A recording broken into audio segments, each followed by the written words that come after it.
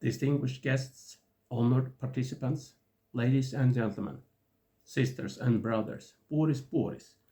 My name is Stefan Mikaelsson and I am a long-time member of the Sámi Parliament Plenary Assembly Swedish branch, as well as current deputy chair of the board. The Sámi people have lived in and managed the land and waters within the Sámi settlement area since time immemorial, and that long before the establishment of the borders of the national states. The traditional forms of our livelihoods have always been based on long-term and on a sustainable use of natural resources.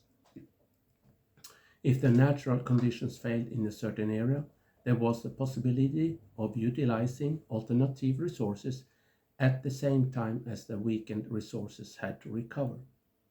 Our language are an expression of the approach to nature and to each other.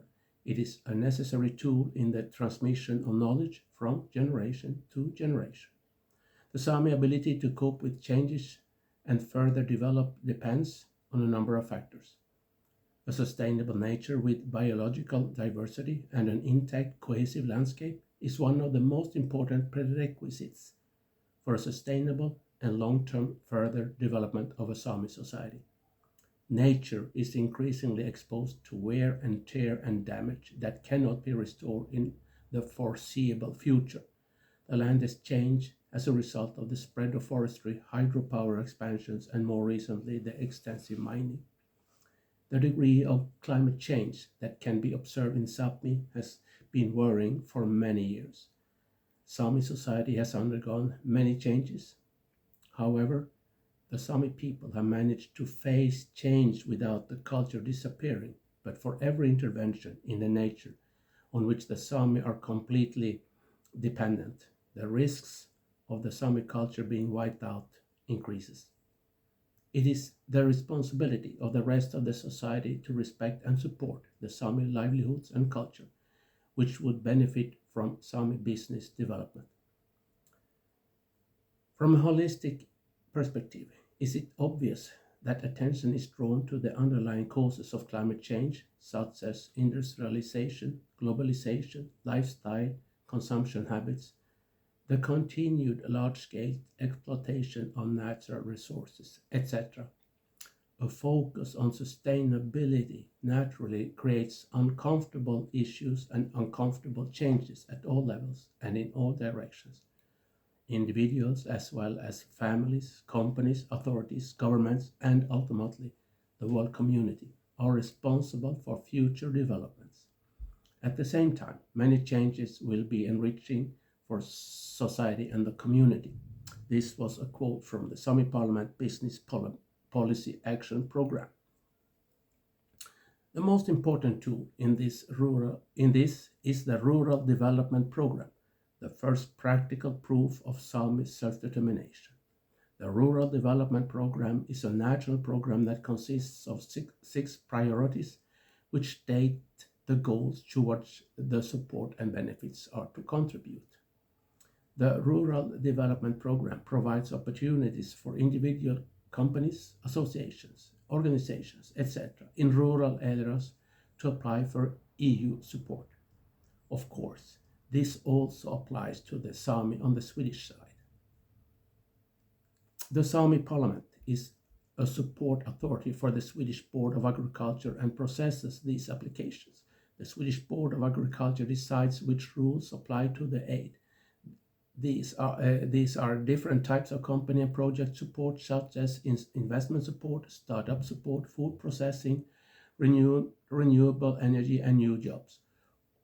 Some of the overall goals are like this. The period's rural programs are goal and result oriented.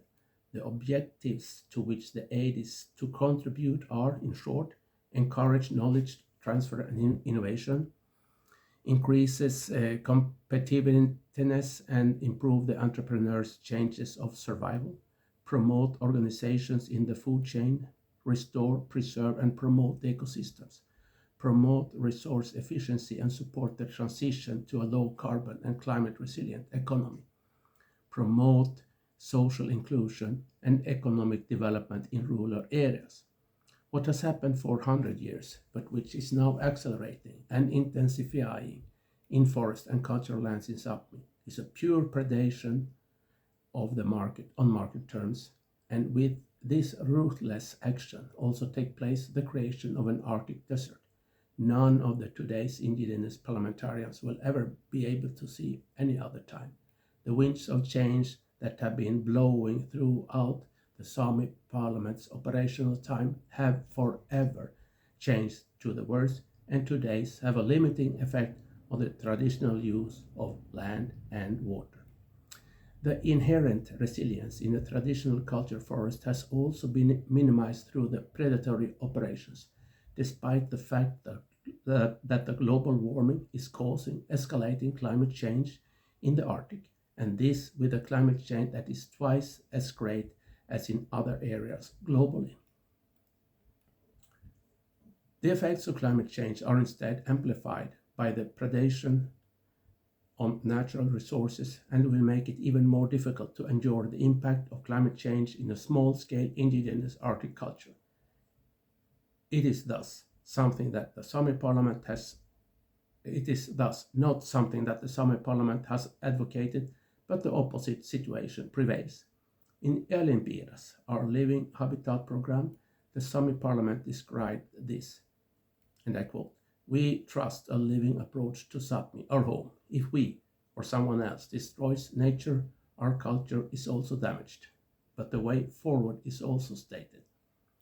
And I quote, "The Sámi Parliament takes responsibility for working for a better living environment and wise development. A development that protects nature and human justice, also in other parts of the world. With this program, the Sámi Parliament also calls on every individual in Sápmi to take responsibility for their own everyday life and to actively participate in this process. If we all act together and with faith in the future, Sápmi will become viable and meet the challenges we face. We have no time to lose." End of quote. Our lands and water are not for sale. Peoples united can never be defeated. May the force be with us. Thank you so much for the attention.